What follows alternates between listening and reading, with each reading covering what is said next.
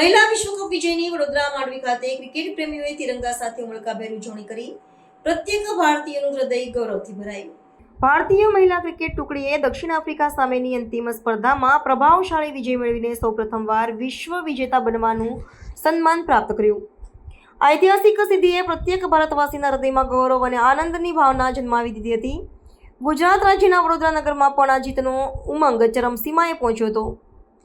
નગરના મધ્યમાં આવેલા માંડવી વિસ્તાર ખાતે ક્રિકેટ પ્રેમી નાગરિકો તિરંગા ધ્વજ સાથે માર્ગો પર ઉતરી આવ્યા હતા અને આનંદોત્સવ મનાવીને આ અવિસ્મરણીય પળની ઉમળકાભેર ઉજવણી કરી હતી.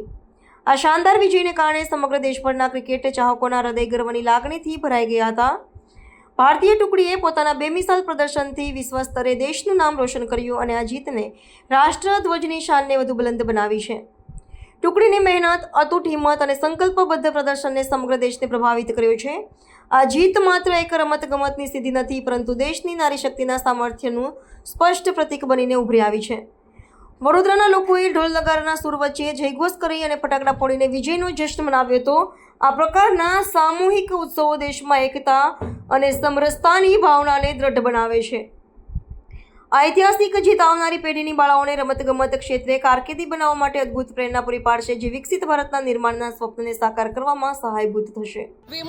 વુમન્સ ટીમ આપણી ઇન્ડિયા માટે જે વર્લ્ડ કપ જીતીને લાવી છે, એ જ્યારે મેન્સની વર્લ્ડ કપની ટીમ જ્યારે આપણા માટે વર્લ્ડ કપ જીતીને લાવી હતી, એ વખતે જે પ્રાઉડ મુમેન્ટ હતું, એ જ અત્યારે આપણે પ્રાઉડ ફીલ કરી રહ્યા છે.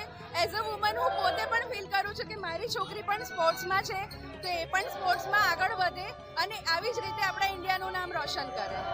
અને આ જે મુમેન્ટ છે એ આપણા બધા માટે એટલી ગર્વની છે કે પ્રથમવાર આપણી વુમન્સ ટીમ આપણે ઇન્ડિયા માટે વર્લ્ડ કપ લઈને આવી છે.